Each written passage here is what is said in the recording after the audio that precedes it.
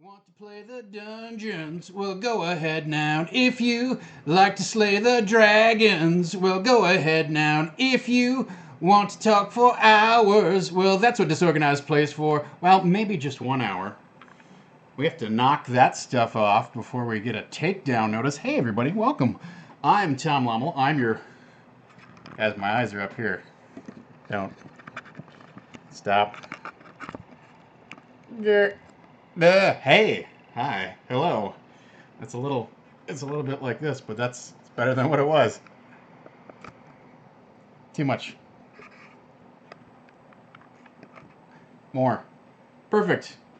Life is great. Hey, everybody. Welcome, Texas Devon, General Fancy Pants. Hi, everybody.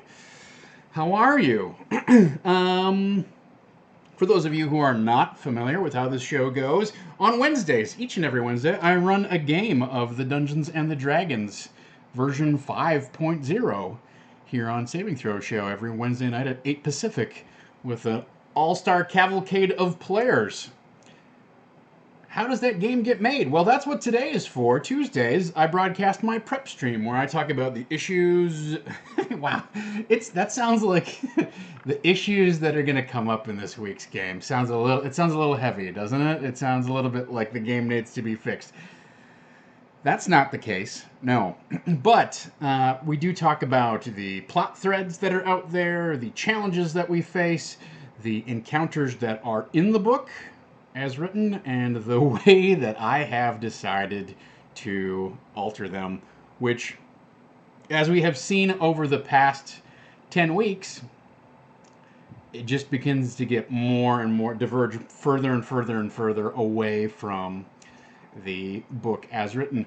Hey, guess what? I'm not playing an Adventurers League game, so that's okay. Even if I were, a little bit of fudging around the edges is acceptable. So that's what happens on Tuesdays. On Thursdays, I come back and recap maybe what was different, what I didn't expect, what didn't work particularly well, what went great. And on Thursdays, I also generally try to take on some sort of DM question and answer period and or dispense some relevant DMing advice. This Thursday, for those of you who have not been on the tweeters, I caused a little bit of controversy in the D&D community. I don't think it was actually controversy, but I created a stir by bringing up the idea that maybe random encounters aren't an optimal play experience, or as I called them, dumb. Paid the price for being a little clickbaity there. But you know what? If you read the whole thread, or if you tuned in last Thursday to hear me talk about random encounters, you might have learned that I do not believe that they are an optimal play experience. I will be introducing my fixes to random encounters this Thursday at 2 o'clock Pacific. Tune in. Exciting things are on the docket. I don't know that it's revolutionary or groundbreaking, but I do want to explain my thinking and the steps I take to, or I would take, or I suggest you take to address those. So, here's the thing about, Texas Devon asked the question, did you get blowback on your random encounters rant? Two things. Number one, even if you put /whatever in a tweet, most people only read the first tweet. So I got a lot of responses of like, well, random encounters aren't dumb. I'm like, no, they don't have to be. Why are you telling me how to have fun? I'm not. Nowhere in that thing does it say you should not have fun.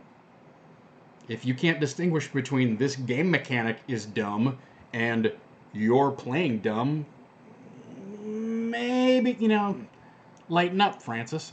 So that's part of it. And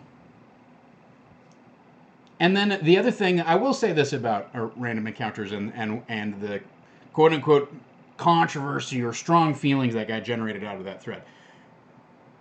I tackled it like from one angle of, first of all, traditional random encounters. And secondly, I tackled it from the angle of these things were introduced into the game originally as a wandering monster table and nothing more. And furthermore, they continue to this day to essentially be wandering monster tables and not much else. Or they're like these very specific encounters that you can get overly attached to, in which case, why make them random encounters? So that was the angle that I attacked it from. People who just read the tweet, like, the thing is, random encounters occupy such a nebulous space in the game. Some people use them for idea generation, like, oh, I'm not sure what should happen next, so let's roll in the random encounter table and see what magic we can make. That's cool. Some people use them as a resource drain. Oh, I gotta keep the pressure up on my players. Some people just use them because they are there.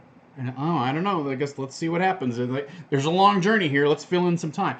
The point being that there's so many purposes to a random encounter that everybody has their own idea of what function it serves in the game.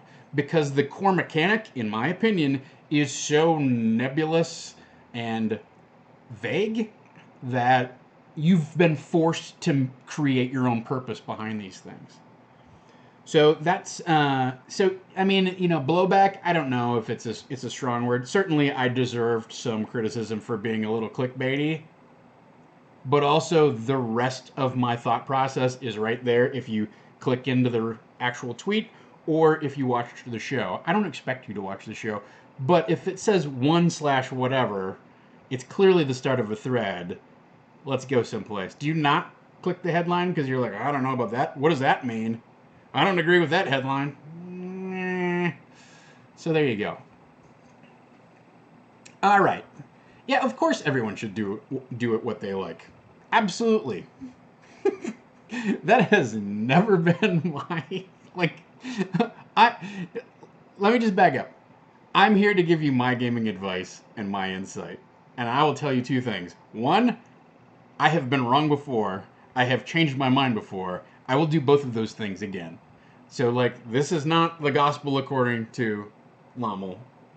That's just, I mean, I know it's presented that way, right? I know there's a certain air of, like, I'm an authority.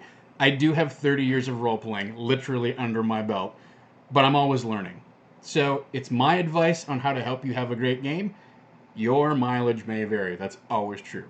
And then secondly, I have always been a proponent of find your fun. Make the game the most fun you can make it. Your play style is going to be different. If you want to play OD&D, great, knock yourself out. If your group gets off on the fact that elves are a character class, and you roll a d6 for initiative, I've played that game, right? Like, yeah, I've had fun doing that. I also had a lot of fun playing Fall of Magic, where you barely roll dice at all, and you just take turns telling each other what happens. So, like, I don't know. We've got a poster here in my apartment that's a big quote from Ryan Macklin. It just says, "Play everything. Play as many games as you can. Play games that you don't think you'll like." That's my advice. So, I know there's a certain bravado that is attached to the term Dungeon Bastard, that my name brand maybe is a little more provocative than it might appear upon further inspection. But I'm 100%. I'm the guy who brought you the Edition Wars video. The whole thing about telling somebody that the version that they're playing sucks is like telling them that their prom date is ugly. You might be right. You're still a dick. So, absolutely play the game that you want to play it. What I would encourage you to do is reflect on, why am I using these? What's the point of these? What function are random encounters serving in my game? Because I will tell you, there are a lot of people out there who feel very strongly about using random encounters. Fine. But have not really thought about why they use them the way they use them. Have not deliberated on what function does this actually providing in the play experience. Right? The other thing, and I think I said this on the DM's Deep Dive stream, but I don't know. I'm not going to go off on a huge tangent about that, more than I already have. But I will say, as much love as I have for improv and whatnot, like, there's no there's no trophy for being the best improviser at the table, right? If you're truly improvising really great, and whether that's using random encounters or whatever, the scenes that you create for your party of players will be indistinguishable from the rest of the play session. The best compliment you can get as an improviser DMing a game is at the end of the game, the players go, "So was that really like that? Was that the way it was supposed to be? Is that written in there? Is that it? Right?" So keep that in mind. Like, I love random inspiration. I love improvising. I love the challenge of let's make this an interesting, compelling, dynamic scene, and feel like the world is alive and we're taking part in something bigger than ourselves. But that you don't get, there's not a trophy. you know the game is not designed to reward or even acknowledge that you're a great improviser. The other thing that I talked about on the DM's deep dive is that we're improvising all the time when we're GMing. You're accepting input, suggestions from your players, and you're providing a response and reaction, and you're creating a structure together. Even if that structure is, I attack, okay, you hit, you do this much damage, and we're just forming the arc of a combat, right? All right. So that's what we've got. All right. Exciting times. What do we have on today's show? I will talk about all of that in far more detail on Thursday. Tune in. Thursday, 2 p.m. Pacific. Today, at 12:15 Pacific, current Pacific Daylight Savings Time, we're going to recap the session just a little bit because we didn't do it very much last week. I got more into a DM heavy topic. Ready for the pop? Oh, that's the sound of a delicious Diet Coke. We didn't talk much about the session, so I do want to give a brief recap. Not much. You could watch it. It was fun. It was a big slog fight boss monster battle. Took the whole session. I thought it played out well. I thought it was a great play experience. We'll talk about that a little bit further in the recap. Secondly, we're going to talk about scraping the plot radar. Scraping the plot radar. FQ, welcome to the stream. Thanks so much for... I know it's earlier. I'm thinking about moving it back to 2 o'clock, but we'll see what happens.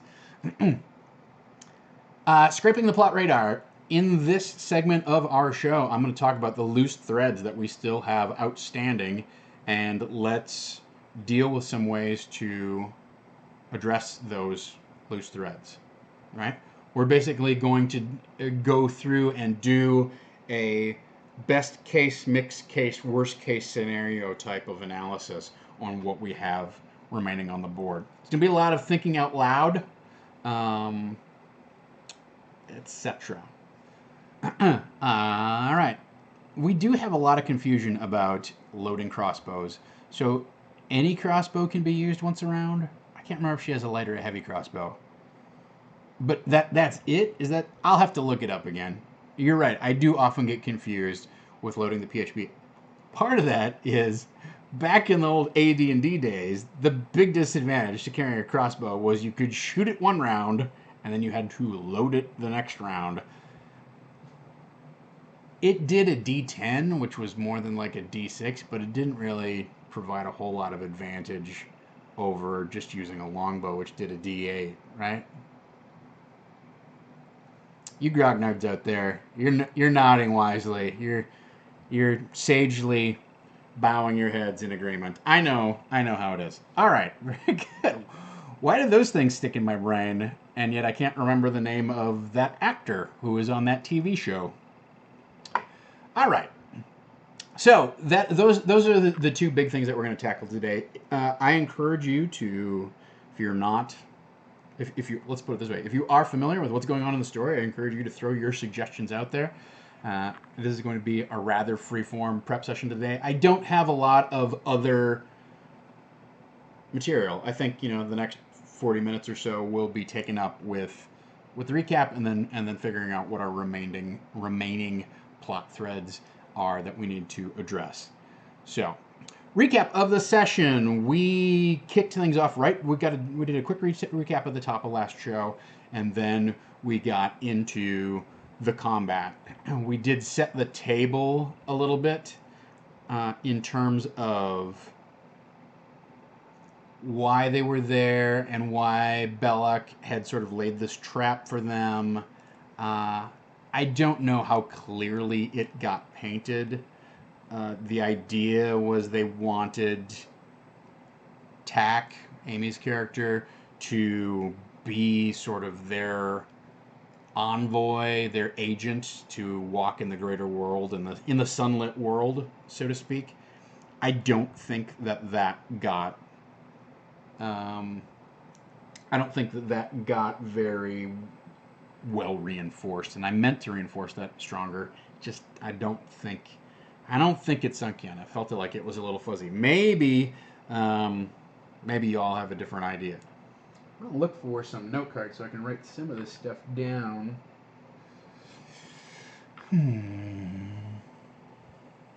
I'll just grab some out of my bag. Hang on.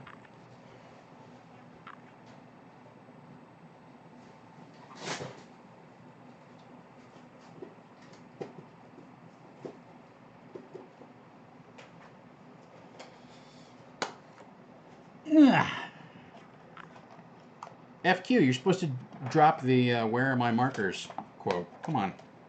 Somebody's slacking it today. It's a little early, apparently. All right, so the Tack and Belloc connection or trap motivation.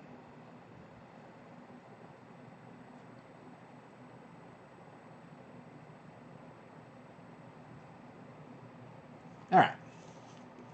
So that's going on. But we got into the fight. It was. I thought it was well structured. I thought it was well paced. The party had no problem slaying Gregory. As far as we can tell, Gregory's dead. Might want to write that down. Gregory's dead. There should be some fallout from that, right? Gregory's dead. They did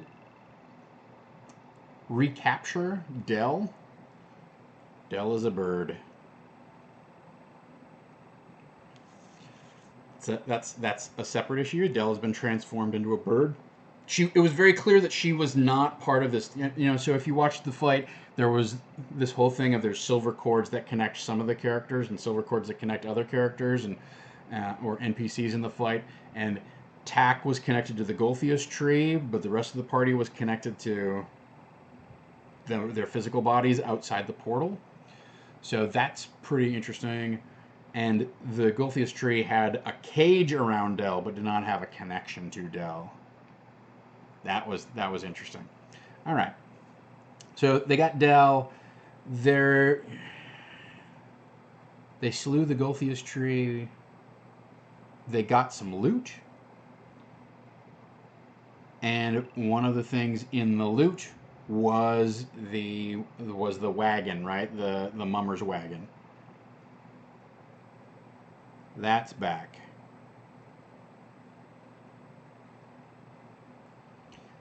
There was also, I'm gonna write this down. It was glossed over, but I think it's important to highlight it again this next session. There was this golden locket, right? So that was something that they recovered. Other than that, the only other major thing that got introduced last session is that Tack has this weird like third eye,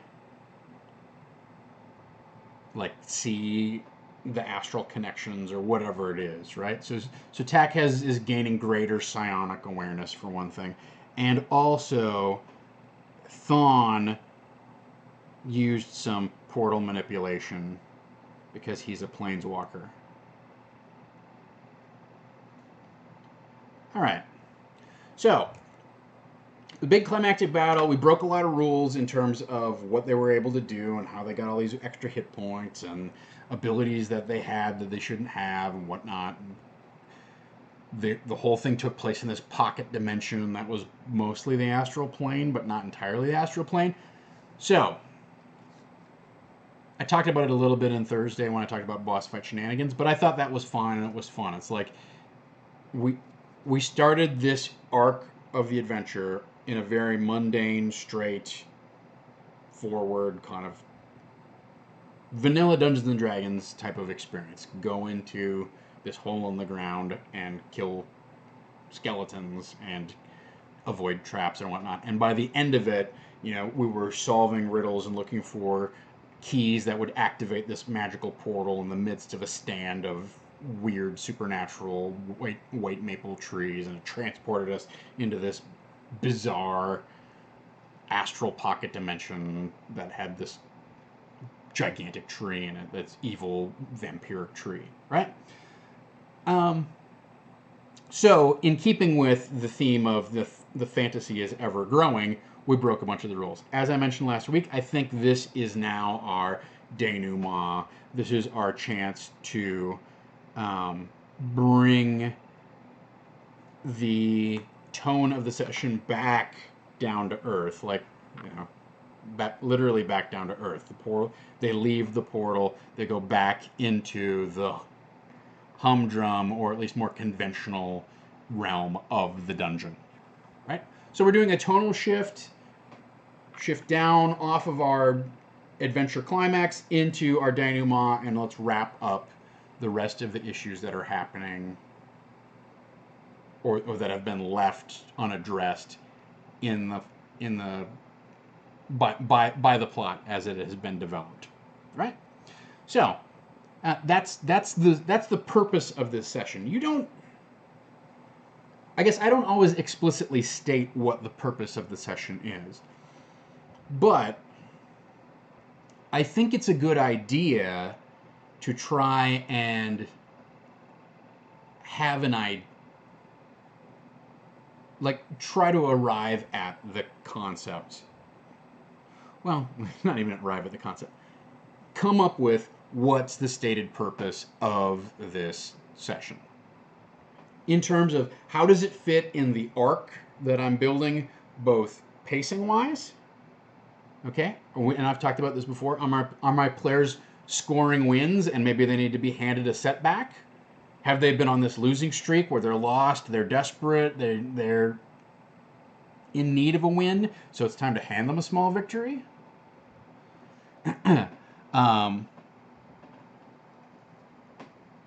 So that's pacing-wise. And then also there's just sort of exposition-wise or plot development-wise. Are my players connecting the dots in a way that makes them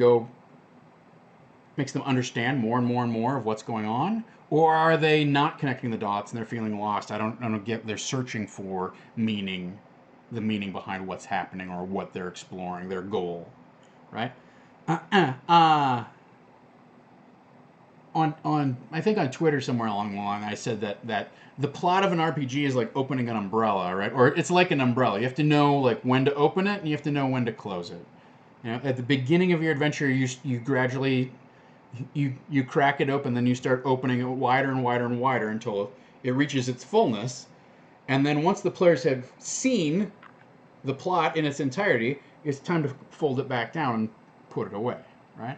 We're now at the point where there's just a few things left that we have to fold down and put away. The other metaphor that I've used is that it's like dropping pilings in a river, and the players create their own bridge that goes from place to place to place, and at the end of the adventure is reaching the other side, right? So that's something to consider, is that we're now in the final stretch of like put those last few pilings in the water and get them safely, deliver them safely to the other side of the adventure. And that may seem like maybe it's railroading or whatever. You don't necessarily have to know what the destination is. You could have a series of islands out there that they're going to land on, You may not even know what the destination is. You might just put pilings in there. But at some point, they're tired of crossing the river and they need to land. That's what's important, right? Whether it's someplace that you've pre-planned or not, that's up to your style. Yes, Texas Devon, just to chime in, Mike Merle's quote tweeted that my thing about random encounters last week anyhow, and then I got a bunch of RTs and whatnot, so he's aware that I brought it up. I mean, here's the thing. The advantage to saying random encounters are dumb is that you get a lot of attention. The disadvantage is you get a lot of people who are like, well, I don't agree with that, because they never read the rest of the thread. All right, fine. And I saw the article that he linked to about monster motivations.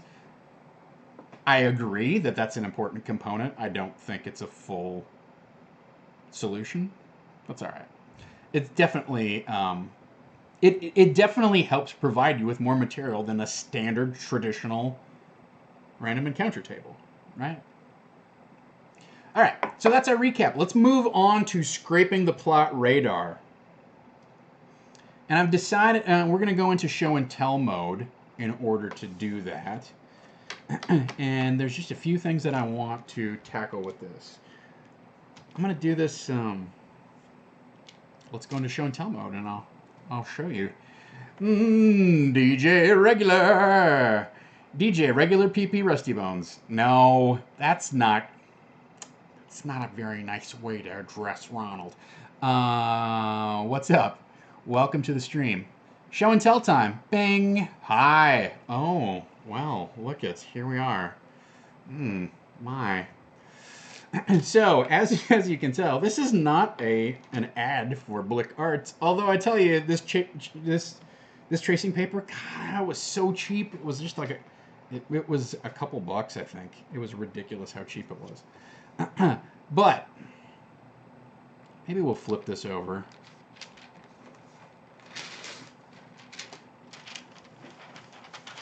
As I've said before on the stream, I love tracing paper because it feels tangible but disposable, right? I don't care if I throw away a piece of tracing paper.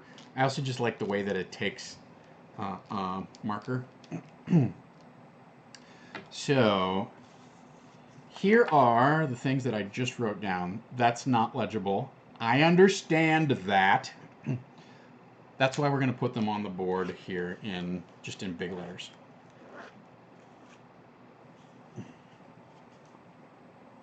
I'll draw them in black. And we're going to use some other colors. Off. See how far I can get. All right. So, some things that we need to, some other things that have not been on here. This is sort of on here, but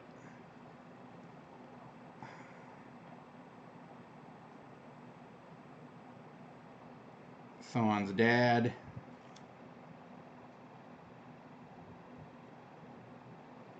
Mayor. Blackmail. Tax parents. Again, I understand this is not legible. We will get there. All right, so I haven't decided how to do this. I was going to do like a plot vice type of thing. That's really my plot vice. If you went back and look at that, is really designed around an encounter, a single encounter. We're going to have multiple role-playing encounters. I thought about using plot radar, but I want to do some down and dirty planning for this particular session, right? So I want to think through my options on this particular session. So I'm just going to whiteboard some of this stuff and not expect this to be very structured or make a lot of sense and in terms of like something I want to use as an ongoing tool. This is kind of a one and done, just like let's blue sky, draw, boom, go. All right? So things that we need to address.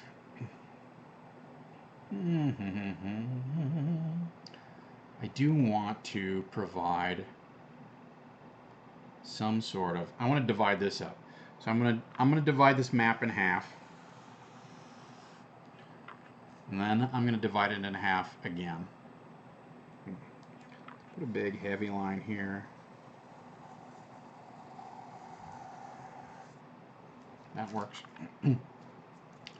And then let's put a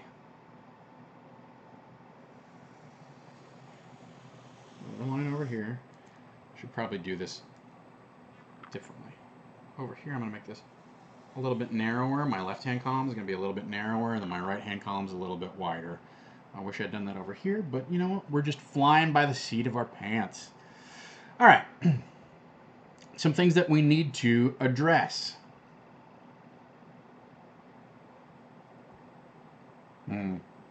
Interesting.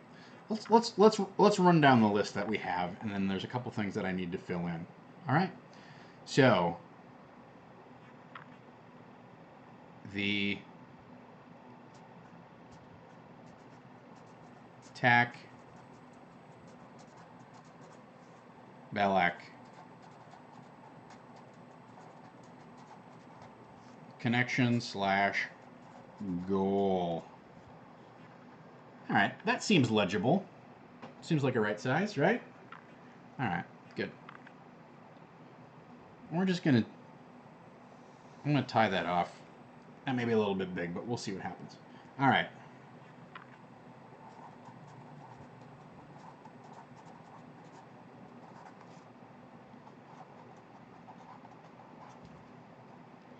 I'll make this a little, about the same size. Gregory's dead.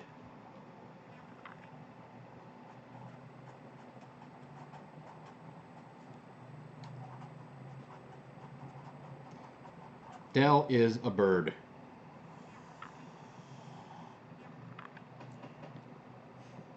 I'm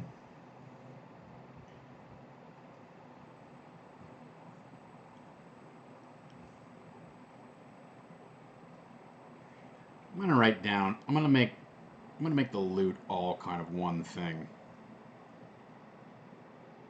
I don't know if that's a good idea or not. Because we have the Mummer's Wagon and we have the Golden Locket.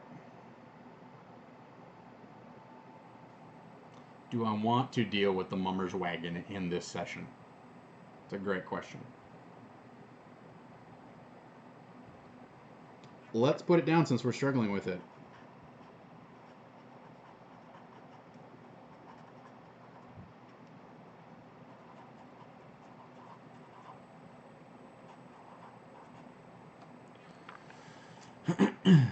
All right, very good. Now, I'm going to do this just temporarily for ease of writing. We divide it in half so that we can fold it in half. That's pretty close.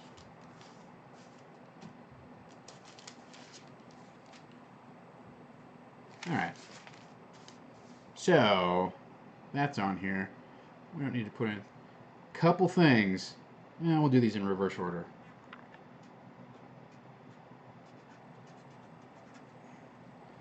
Tax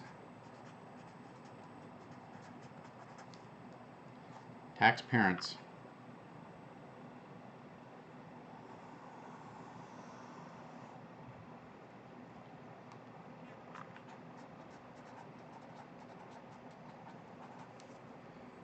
Thon's dad / the mayor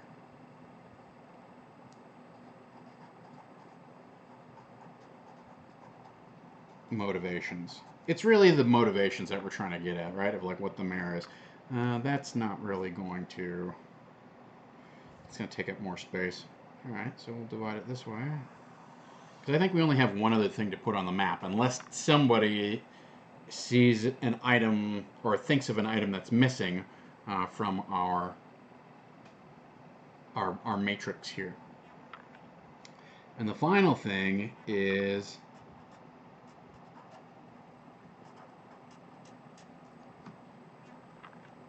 Gingy debt. Let's put it that way.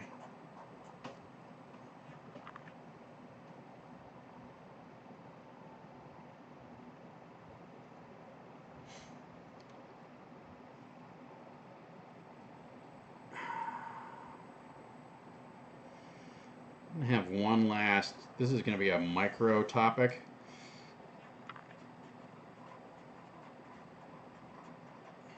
The kobolds. All right. Does that seem relatively legible, everybody? Does it seem like...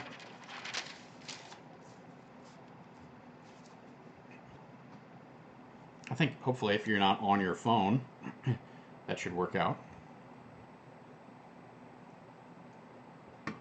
All right. So, now,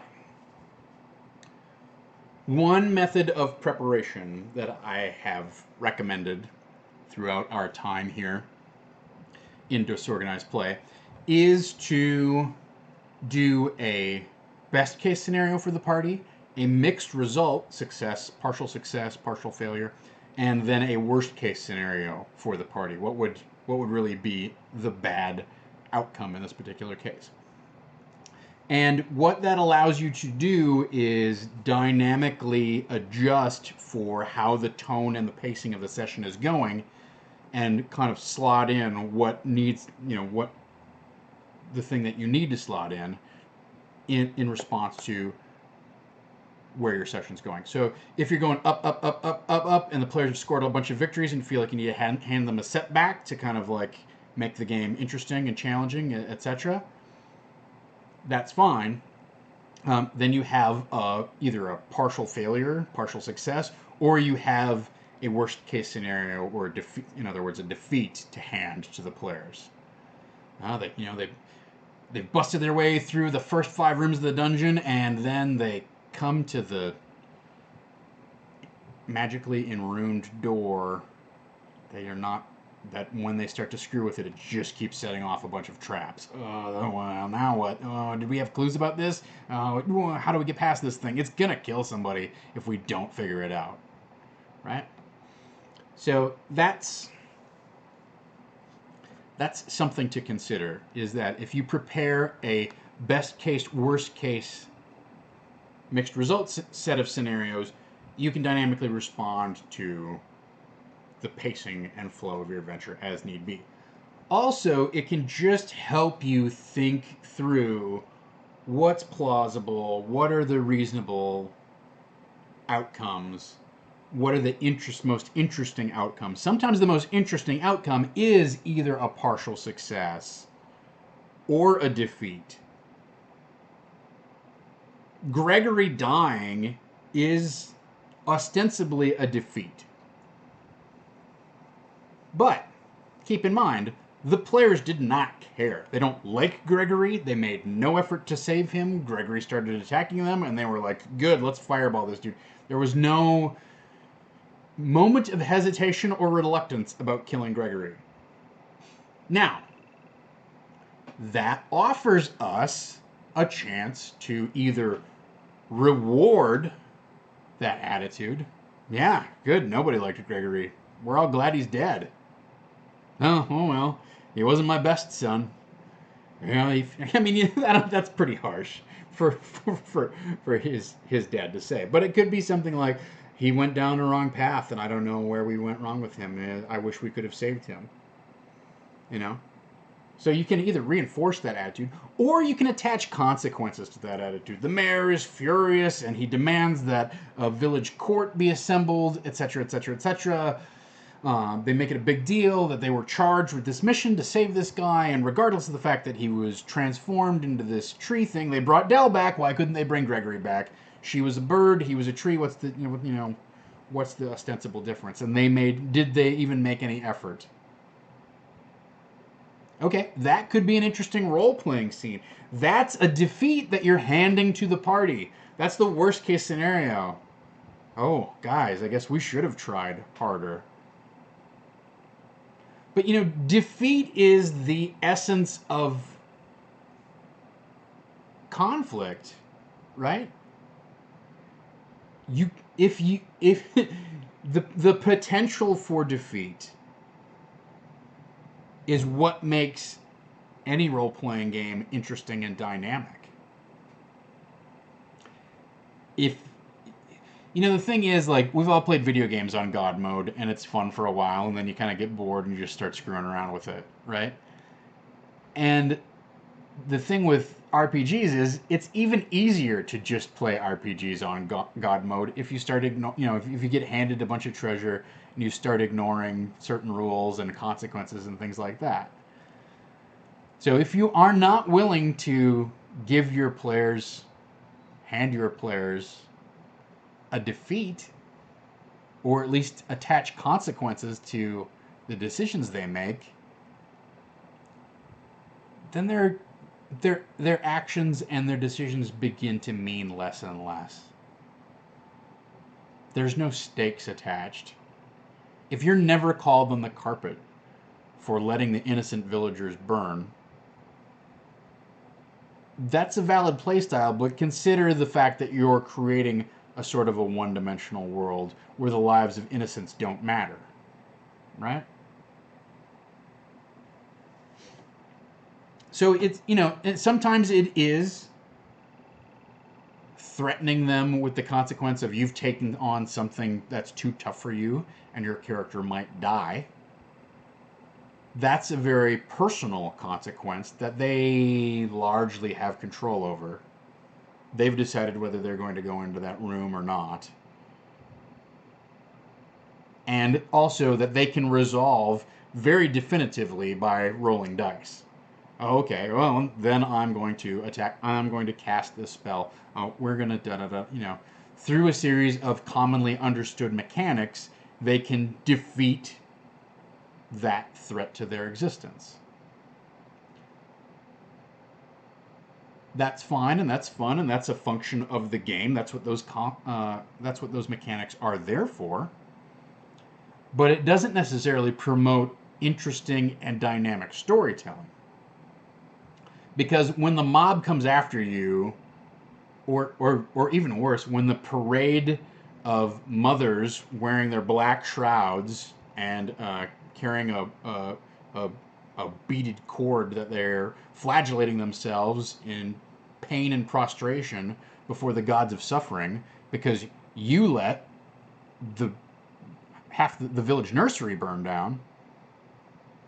Well, now how are you going to deal with that situation? How are you as a player going to deal with those consequences? Again, your mileage may vary. The tone of your game is something that you have to negotiate with the players at your table. But even if you don't use any of that stuff, it's not wasted prep because you have at least considered those possibilities and found the most interesting and appropriate one for your game, right? So let's talk about this. Let's bang these things out and see kind of what we can put on the board here in terms of good, mixed, and worst. So I'm going to use green for the best possible scenario. I'm going to use blue for our mixed results, and then I'm going to use this red. We'll see how legible it is for the worst case scenario. All right. And so these two things are sort of the same. Like, they are, but they're not. All right. So this specific Tack Belloc connection and goal is like, what did Belloc want? What does the Golthius tree want? Okay. Why was Tack drawn there? Why was Dell drawn there as bait in order to lure Tack into the Sunless Citadel? This, with Tack's parents, to me, in my mind, is how complicit are Tack's parents? Are they really evil? Let's maybe start over on this side of the thing. To me, these are the more interesting conflicts, right? Gregory's dead. Well, we can knock some of these out pretty quickly. So you're right. You're right. Whoever didn't say anything. Gregory's dead. Worst case scenario. I think we nailed it, right? With the village inquisition. Well, let's put it this way: village exile or jail time.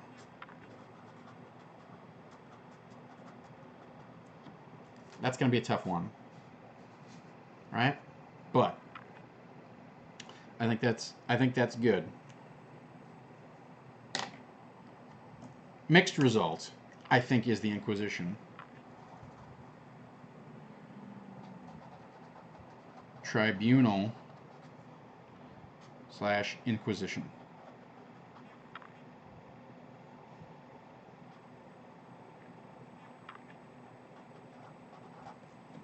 All right. Best possible scenario in this case.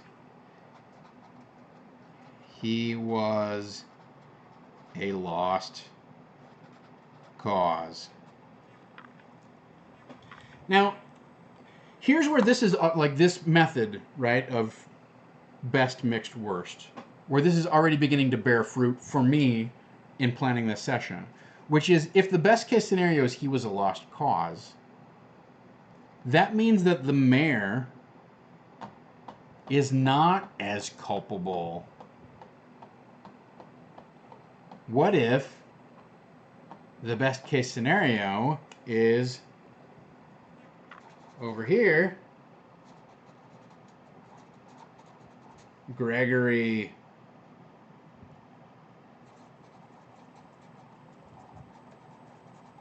orchestrated the poisoning? That's great. It gets the mayor off the hook, right?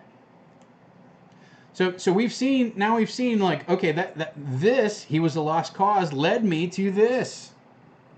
The implication here is that the mayor knew about it, but the mayor is covering it up for his kid. Doesn't sound like anyone we know in modern day politics, does it?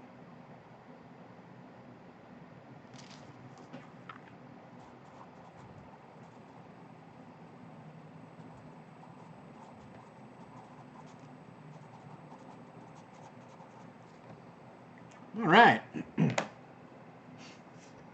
So, that's good. All right. Let's knock a few more of these out before we get too much on the board over here. But Dell is a bird. Worst case scenario.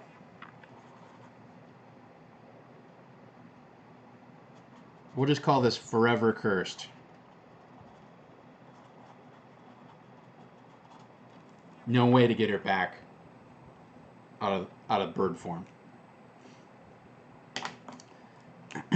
Mixed partial solution, right? Death by donut, welcome back. Mixed or partial solution. There is a cure, but you have to go on a quest to get it.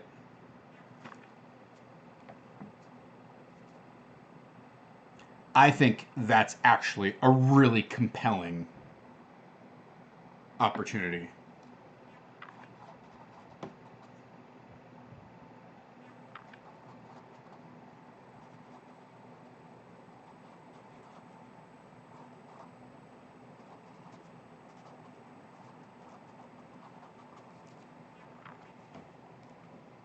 And again, this is one of those scenarios where what I was considering implementing was the best case scenario.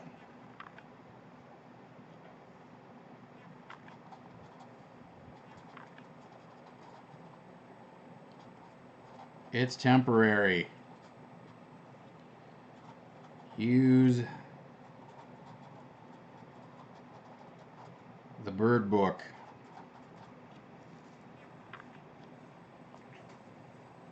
Okay? But this is an amazing adventure hook. Dell's stuck as this bird. We got to find a way to transform her back.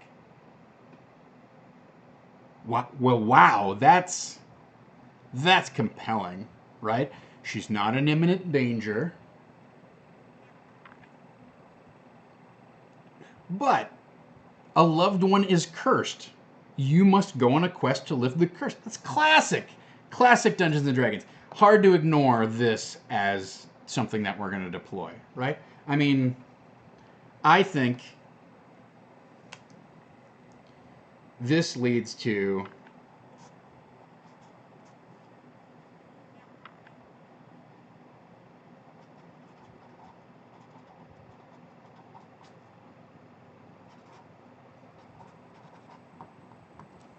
Iron Keep, White Plume Mountain.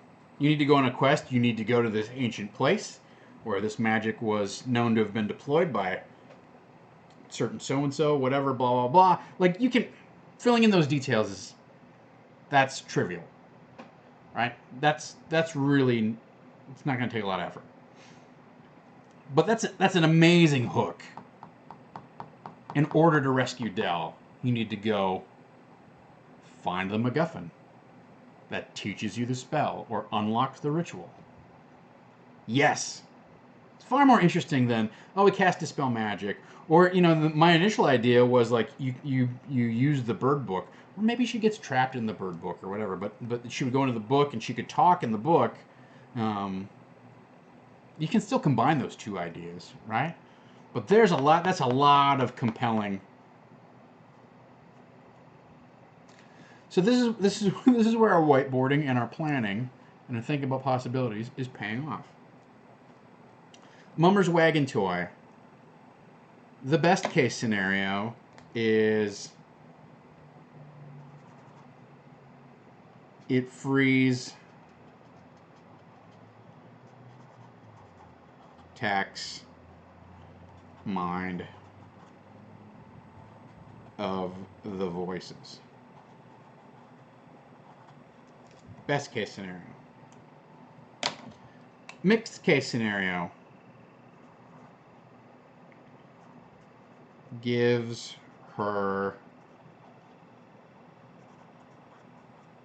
additional power, but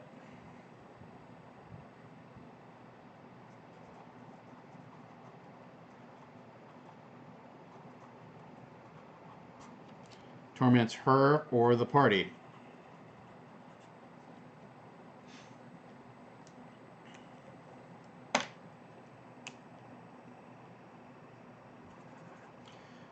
Worst case scenario drives her deeper down a dark path. Okay?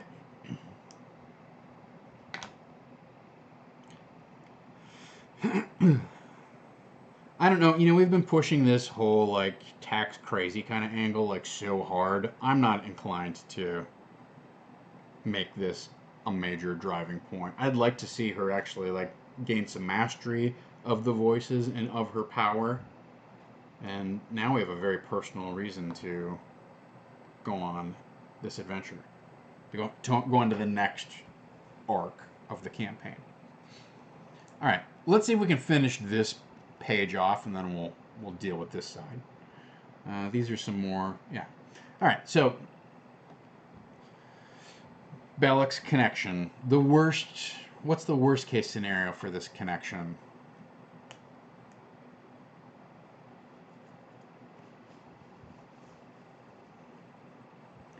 I think the worst case scenario here is that the worst case scenario for Tack is that Belloc is actually her father or master, right? That she is a creation of Belloc. And I think that would be like, I think it would be really interesting. I don't know if I brought this up before. I think it'd be really interesting if Tack herself was literally like a puppet of Belloc, like literally like had her own like beating heart of wood and was a Pinocchio type of figure, that she was a toy that was brought to life and given to the parents to raise. I love that idea. It's a terrible outcome for Tack, for the player. Amy's set this whole thing up where her family is important, and she's struggling to understand why she has this power, but her familial connections are familial connections are of great value to her. So to cut her off from that would be devastating. I'm not saying I should do it, but that's the worst case scenario.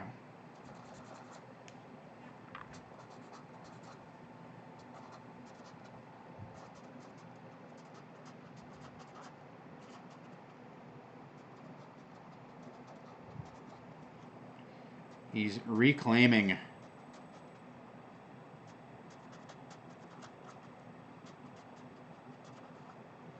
Tack is a creation of Belloc. He's reclaiming her.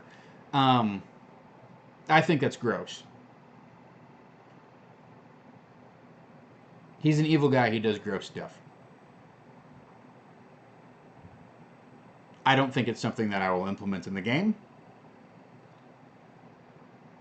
That whole thing of, you know, sometimes you have to stare into the abyss, right? And that's what this thing really is. It would be a great hook in some other adventure, some other player, some other genre. Maybe just, you know, write up. Yeah, if you're writing a short story or something like that, serialized fiction or comic book could be great.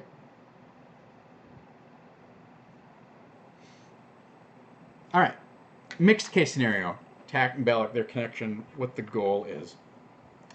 A possible defeat for Tack. Why Belloc would want to bring her to the Sunless Citadel, to the Twilight Grove.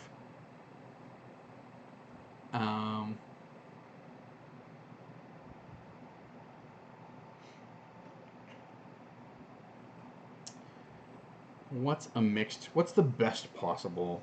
Let's see if we can find the top one before we have to find the middle ground. So the best possible outcome is that, yeah, so she had a connection to the Golthius tree, right? That she severed. So she's now free of the Golthius tree, right?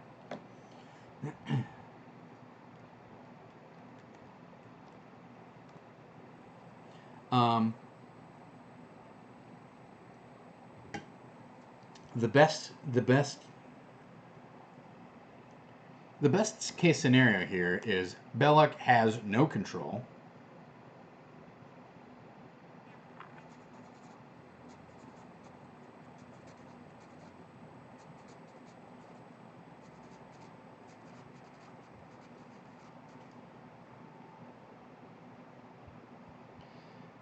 And he was just tempting her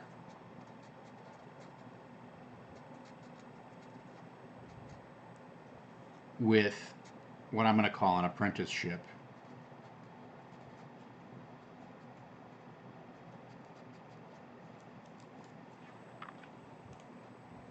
So really, I think this comes down to, now that we've got those two things on the board, right?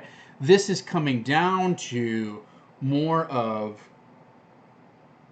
a reflection on degrees of control. At the top level, Belloc has no control over Tack, and he's just offering her power and hoping that she would be greedy enough to accept it and strike this dark bargain. At the bottom, she doesn't actually have any control. Belloc has created her, and the Golthius tree essence is within her, and she'll never be able to escape it. What's the mixed result here? Which is, I think the mixed result is the tree has awakened power within her.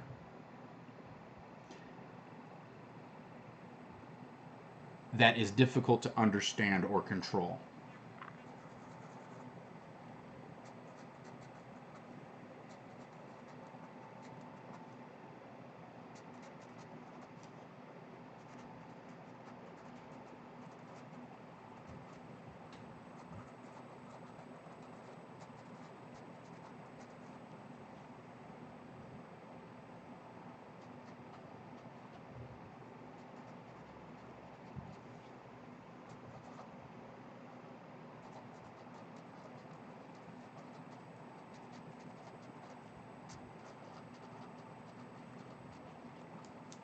All right. And I think, honestly, like, it could be a combination of these two things, right? It doesn't have to be just, these are sort of like,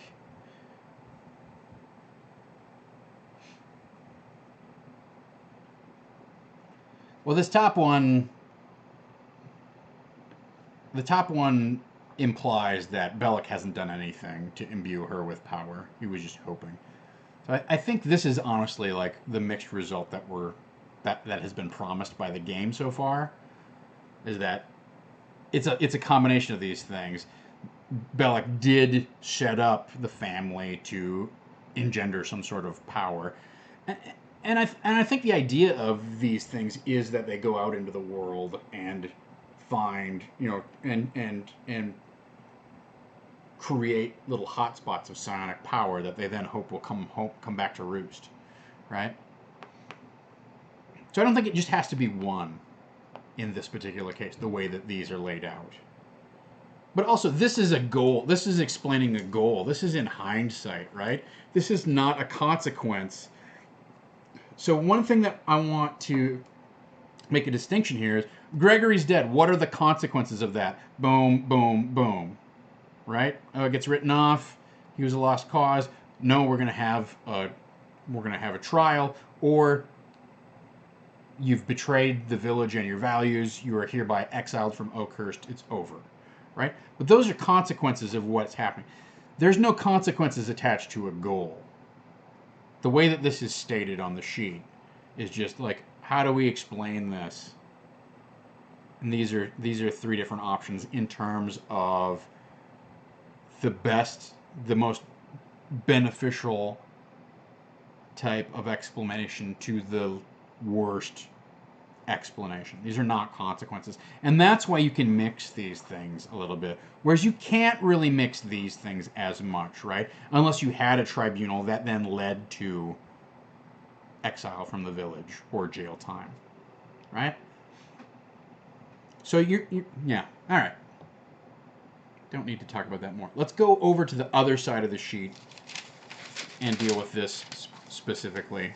I know we're running a little bit over today. I don't have a hard out, but let's fill out this side of the sheet, and then we'll kind of get things wrapped up. I think this is, for me personally, this is giving me a very good roadmap as to where I need to go with my role-playing hooks, my responses to them, to their various actions, etc. So this is helping me develop an understanding, and I'm sort of creating, like, these are sort of like limited Schrodinger's clues, right? So they're clues that these are things that they're going to act on, or that are going to be interacted with. When this information is revealed, when Gregory's death is revealed, there will be a response. And because I've mapped this out, I now have at my fingertips, rather than like an amorphous clue that could kind of go anywhere, I now have like an array of options that I can pitch back at them. I don't know that it's really any different than, like, A, B, and C in any video game RPG, where it's like, do you insult the bartender? Do you compliment the bartender? Do you bribe the bartender? None of this stuff is genius, you guys. It's just applying techniques in a different way to the game. And you know what? If they're tools that work, use them. Let's not reinvent the wheel. Since we've got some stuff in this particular, that's a little difficult to read, isn't it? Maybe we can fix this. Is that better or worse? Do you like this or like this?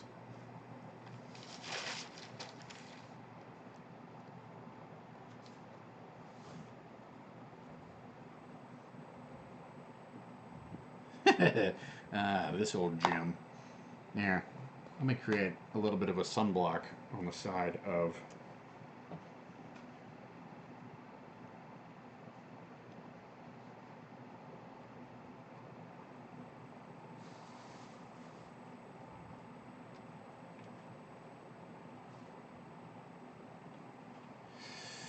it's messy.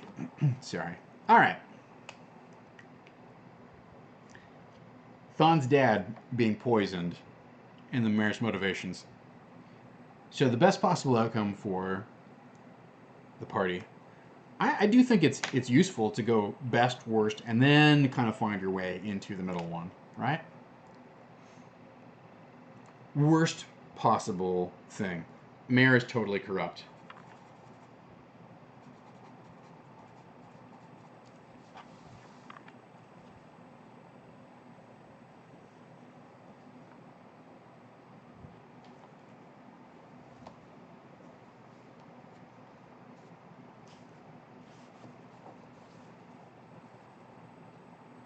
I'm just trying to get the contrast to actually.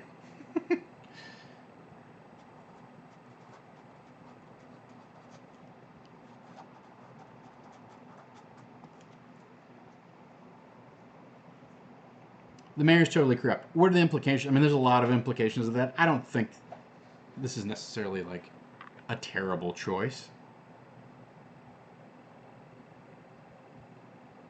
I think it's slowly been dawning on the party that the mayor could be crooked. And if they didn't like Gregory to begin with, they didn't really like the mayor. We could have a showdown with the mayor, right?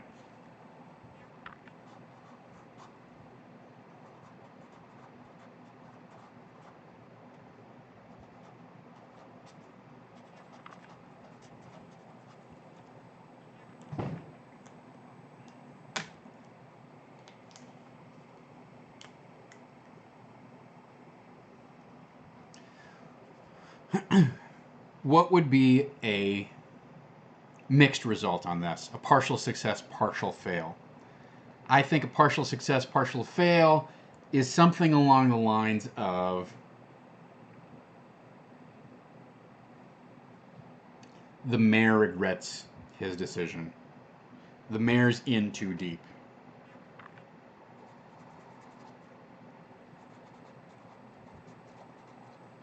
So let's, one way to describe this is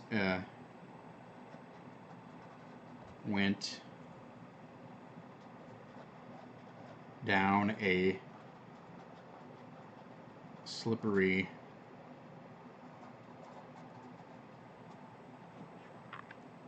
slope.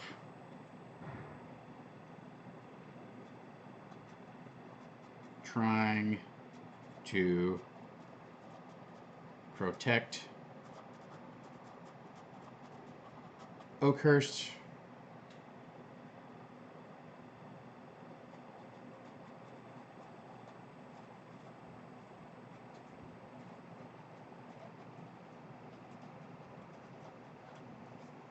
things got out of hand. Maybe if I put, I'm not going to be able to draw on that.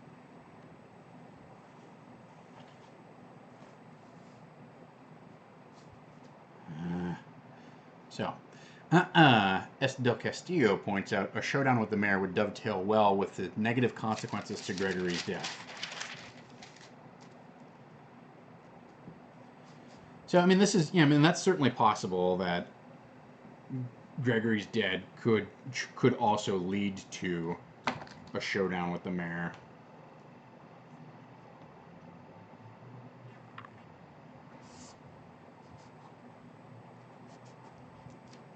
Right?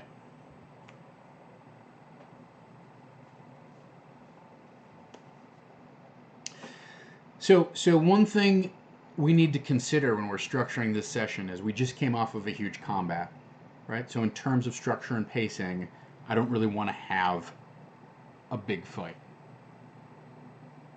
at all.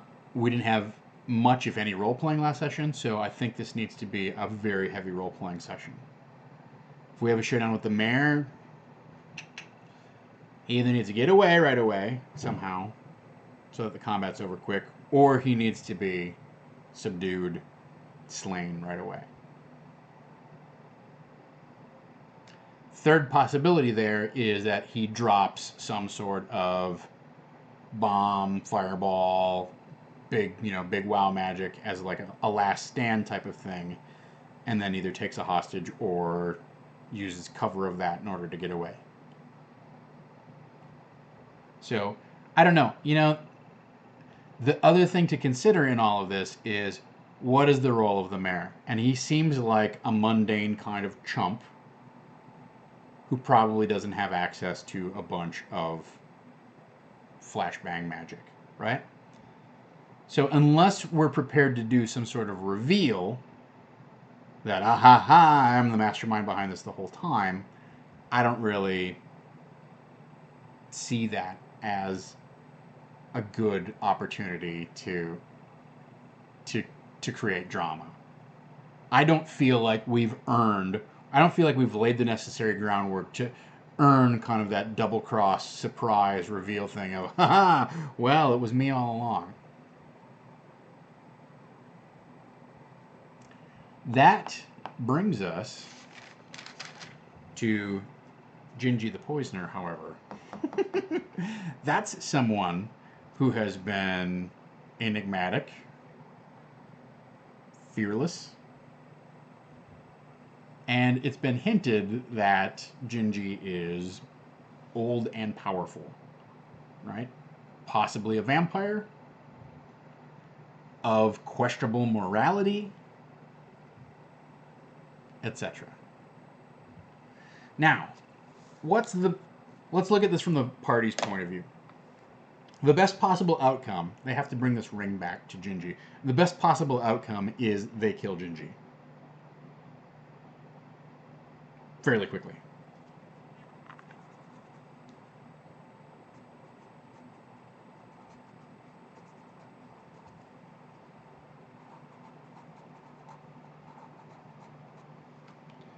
Or, I think there's two possibilities here. Like, this would be satisfying for Thawne. Thawne really wants to pincushion that dude with arrows, right? So that's... But I think there's also another best possible opportunity. Or...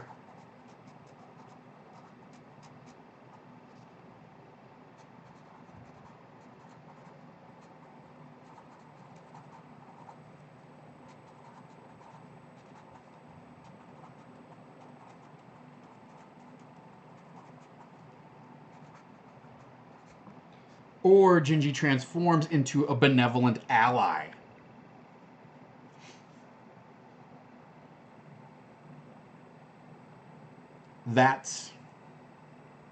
Those are two very good options. You know, the ring comes back, and all of a sudden he's no longer this weird, emaciated, pale albino rat creature, but turns into whomever.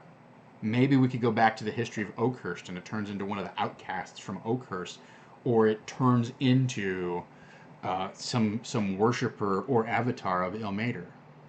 I like Ilmater better. Prefer that pronunciation, even if it might be wrong. So that's the best possible outcome for the party, is they uphold their bargain and then they're able to turn the tables on, or they receive a boon for doing so, right? What's a mixed result? Yeah, let's go to the worst possible result here. Worst possible result.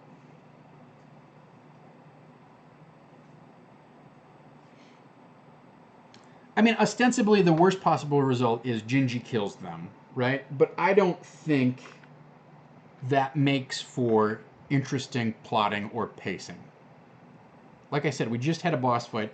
This encounter with Gingy is going to be one of the first things out of the gate when they leave. So let's not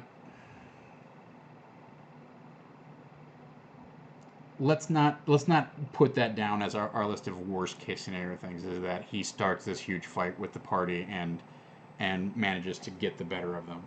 I don't think Gingy killing the party is interesting. Or, I mean, it could be interesting. I don't think it's appropriate in terms of the pacing and the plotting of the game. So I'm not going to put that down here. I think the worst possible scenario in that case is that Gingy gets away.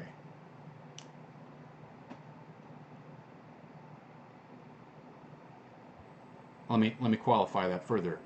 Gingy reveals himself to be a malevolent force and gets away.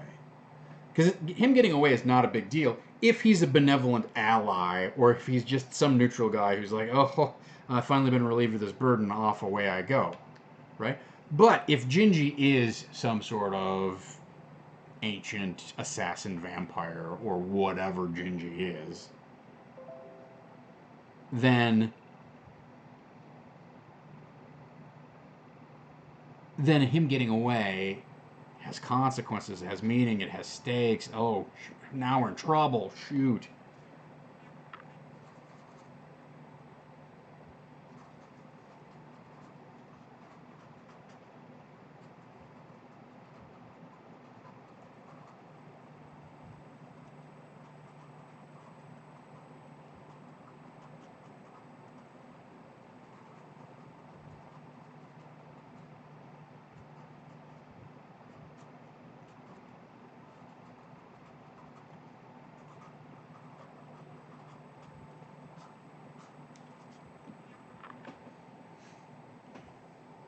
What's the mixed result here?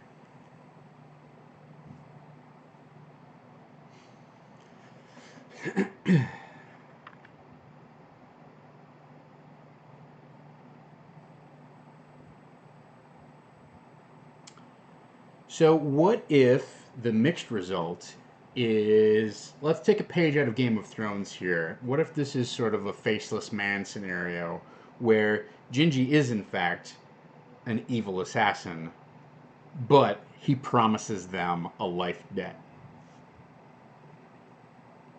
Call on me at, when it's appropriate, and I will kill the person that you designate. That's a pretty interesting mixed result, right? It's actually more of a positive result than a negative result, but we have two members of the party who are lawful good. That creates some complications. I'm sure Tack and Avril would jump on this thing without hesitation, but create some stakes, create some interest. Put that down.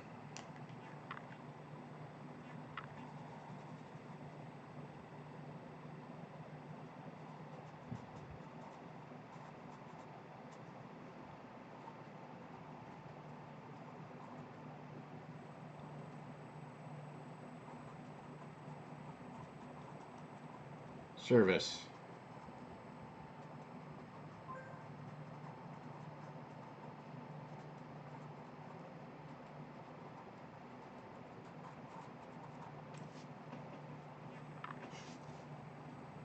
All right. Final box, and then we've got this thing wrapped up. And I do think that this is developing into a very comprehensive and interesting roadmap for our session. We have a bunch of terrific and compelling options on the table. And just writing this stuff down inspires other ideas and other places for the session to go.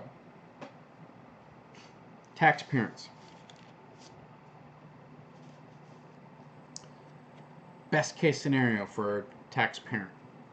Now they clearly were somehow complicit, right? It's really what level of complicity is involved here.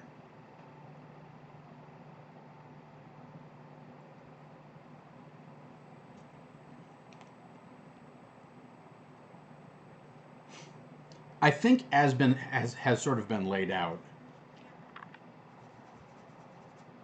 It's similar to this thing of the mayor, right? They got in over their heads.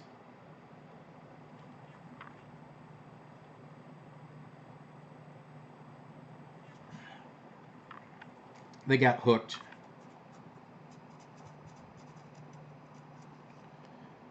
On the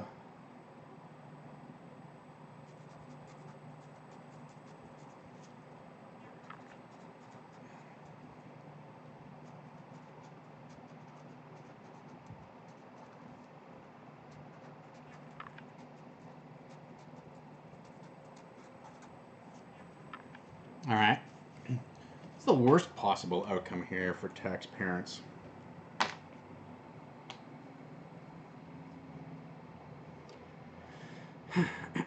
I think the worst possible outcome is that the parents are they're in on the scheme. The worst possible outcome here is that the parents are willing and active agents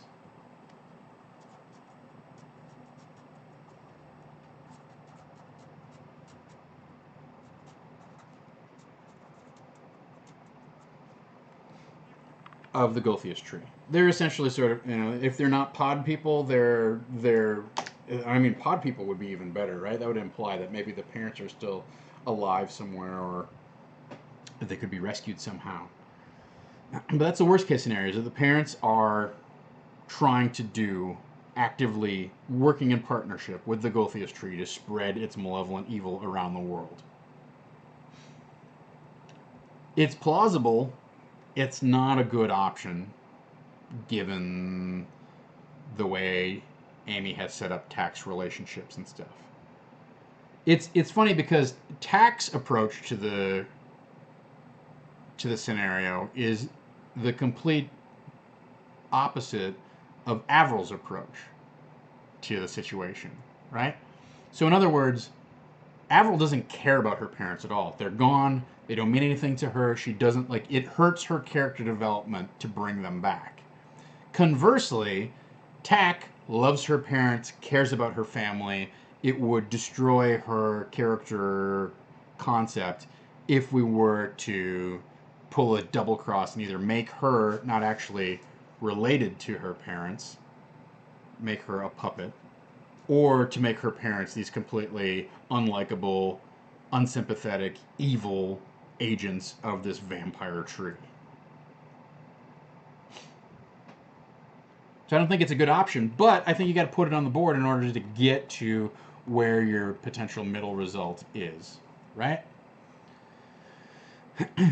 So the most favorable result is, you know what, the first one was free, and then we got hooked, and we couldn't fight our way out, and we were just trying to provide a living for you, or provide a comfortable home for you and your sister, and we were so poor before that we couldn't help ourselves. Once we got a taste of success, we never wanted to go back to the hard life.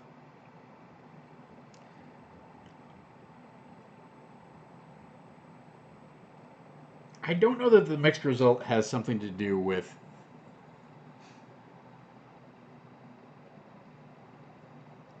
them being... I think the mixed result is they're a cog in a bigger plan, right?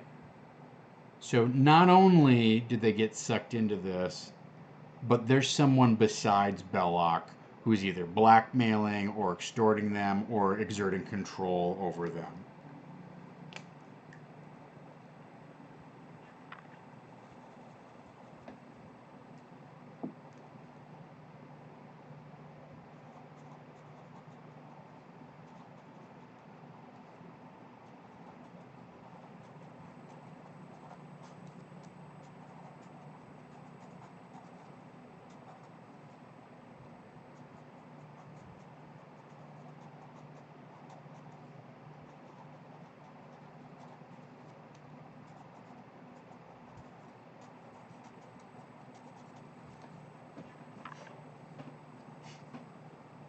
So I think this is interesting in that this means that the plot continues. Like, there are threads that could go someplace else, right? There's there's someone to be found in order to free them from this situation. That, whoever the insurance policy is needs to go and be taken care of, or whoever the further puppet master behind the scenes is, however far this conspiracy actually goes, that person needs to be wiped out. I think that's an interesting fork for the campaign to go down. I don't know that it fits with the material that we have on hand, right?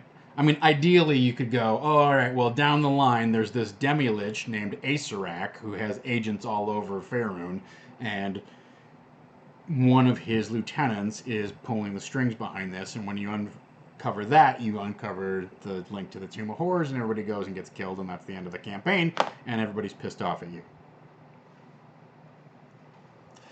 But this leaves us, this leaves us possibilities. This leaves us a place to go. I don't know.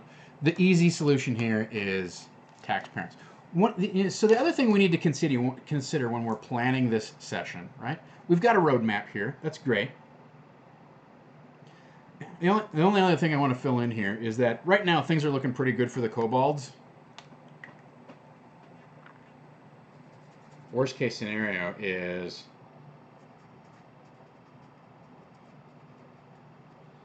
someone wipes them out.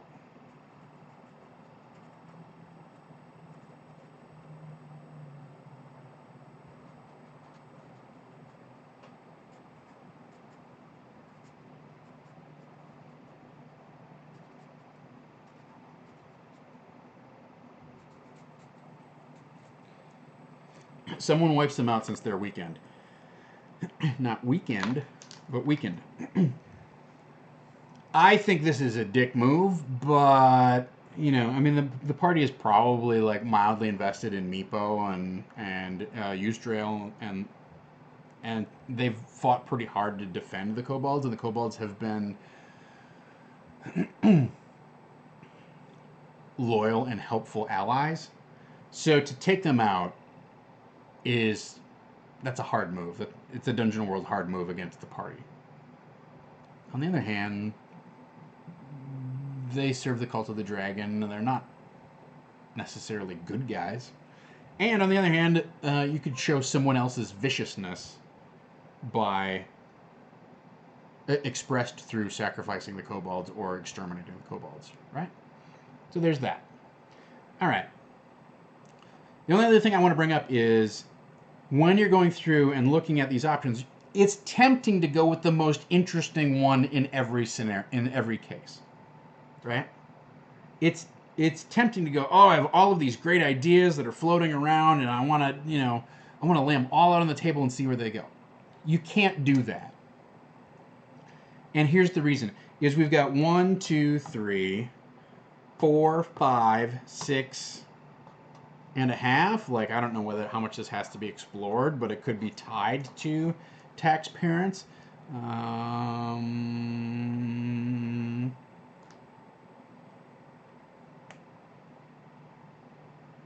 I mean, these are almost like one for one. I'm just going to draw a line here somewhere.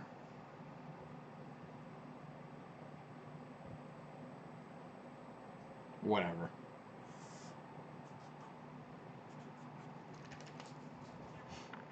You got 6.5 things to deal with. We've only really got 3 hours to play, right? 8 to 11. We'll have a little bit of chit-chat at the top. Hopefully not too much. But you can't explore the most interesting angle on every single thing and keep it to 3 hours, I don't think.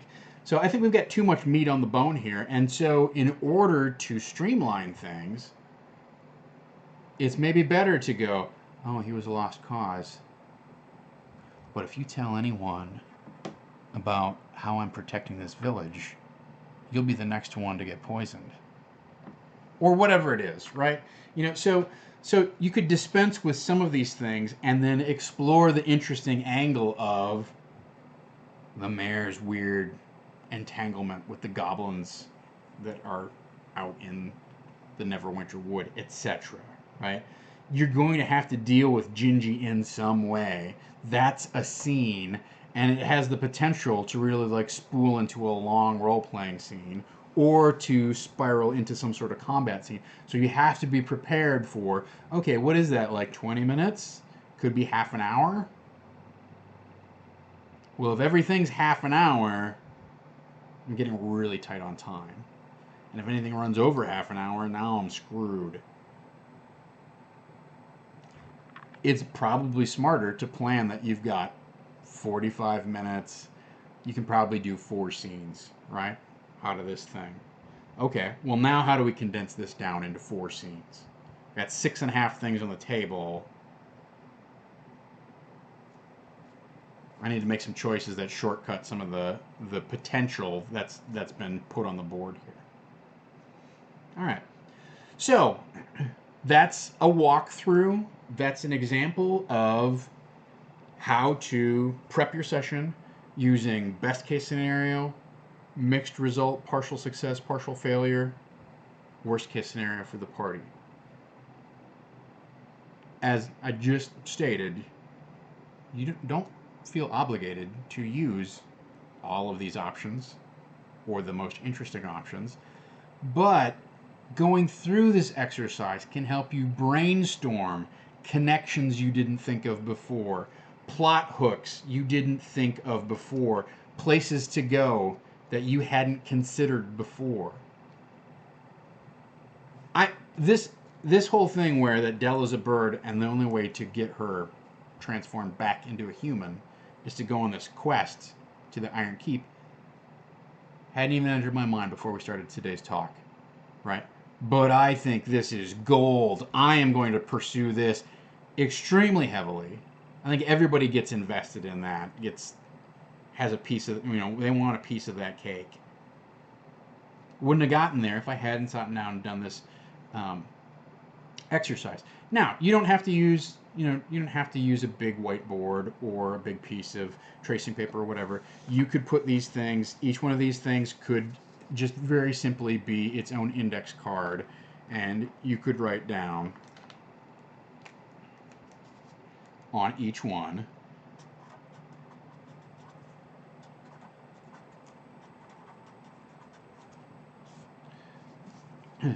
Dell is a bird, and then put the thing, and then have them kind of laid out so that's not so structured or whatever. You could certainly, there's a number of different ways to do it. You can just do it, you can just spitball it in your DM notebook if that's what you want to do. I'm going to be honest, I don't really keep a DM's notebook. Much to the lament of my wife, who every time she opens a drawer seems to find another cool notebook that is possibly still in the shrink wrap, right? Because I get too attached to stuff that I don't want to muddy up a notebook with this this disorganized garbage. I am fully aware of the irony there of how desperately organized that this and structured this is. That's just a bizarre fluke of how my brain works, right? That's me like, oh no, if I actually write something down, it'll be permanent. So, there's a variety of different ways that you can do this, but whether you're doing this ahead of time as a prep exercise or you're doing it in the moment when the players throw some sort of unexpected avenue of pursuit at you, I want you to be nimble and flexible as a DM.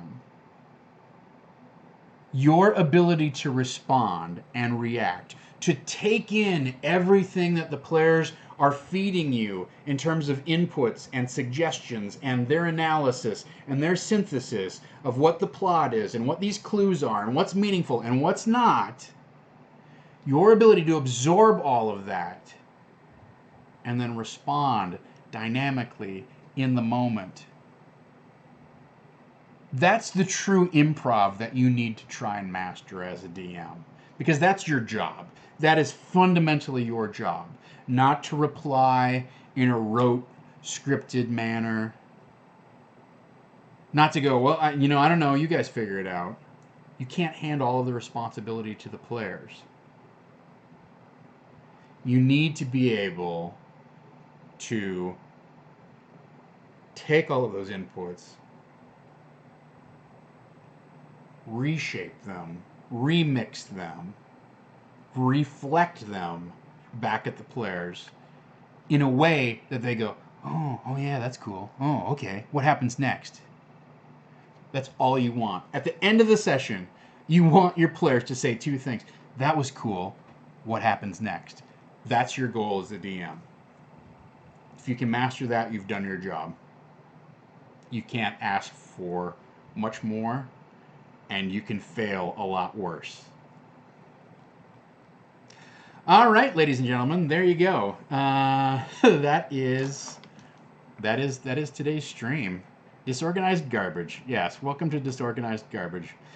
Thomas W. DeYoung, thank you for subbing up with Twitch Prime. So, that's it. Tune in tomorrow for Iron Keep Chronicles. I think it's going to. I think it's going to be a very compelling session. I hope you're all excited and enthused. After today's exercise, I feel a lot more confident about like where this next session is going, what my options are. I'm looking forward to running it. And there were a lot of things like this morning when I woke up, I'm like, oh, I've got some very big plot threads that are hanging fire that need to be addressed, and I'm not sure how I'm going to go about it. And now I have much more concrete ideas of how I want to go about it. More importantly, I have a number of different options that I can deploy if I feel like, oh, they're not really buying off on this. This isn't interesting. This isn't compelling. This is not fitting in with the appropriate pacing and plotting. All right. Very good. On Thursday, as I said, well, you know what? Hey, what time is it? It's time to look at the calendar, everyone. That's our chat. The calendar is this thing that is supposed to come up when I click on that. Don't tell BSB Care I screwed it up. All right, so tomorrow night is Iron Keep Chronicles. Thursday afternoon, I'm back with Disorganized Play. I'm going to be talking about random encounters and my particular approach, my ideas for making them interesting, compelling, and useful tools in your game, and making it an interesting and compelling play experience for the players. One of the things I will tell you right now is I don't feel like random encounters are an interesting play experience for the players. Mostly, the game kind of comes to a dead halt, or there's a lull in the action, and you as the DM just put your head down and roll some dice, and they have no idea what's going on or what the stakes are that are involved. So I will be talking about fixing that, and also just fixing the structure of random encounters so that you can really incorporate them in a way that's useful, dynamic, and inspiring. That's Thursday at 2. Friday night, we got Call of Cthulhu Black Bag Vikings with our DM, Mr. Wes Otis. Ladies and gentlemen, I hope you have been tuning into that. Why? Because I love all of our shows here on Saving Throw. So the more you support the channel, the more we can do. It doesn't look like there's anything else exciting on Thursday. We'll see if Gaurav has time for games or that. Oh, it's the old calendar. Did you change the name on the calendar? There's no masks on Saturday. This is the one that's in the Dropbox, Dom, so don't give me the... You must have renamed it, because I'm just pulling the Dropbox one from the folder. So I didn't pull it on Monday and then not update it. It just pulls whatever the Saving Throw current calendar is. So that's you now. All right, so tune in. I hope you guys tuned in Thursday for our Patreon, or last Saturday for our Patreon chat, and took a look around the studio and saw the things that are underway there. I think we've got some exciting stuff going on as we move into continue to refine and move into the new space. It's definitely. It's a big step for us, and I'm excited about being in the new space. I'll tell you, just having that amount of room to navigate, being able to bring my dog, are all very big benefits for me. So that is our talk. I will see you tomorrow night at 8 o'clock for Iron Keep Chronicles. Until next time, let's dungeon! 141.78. Correct number of times clicking on the button. Yeah! 141.78! Put that in your BSB care.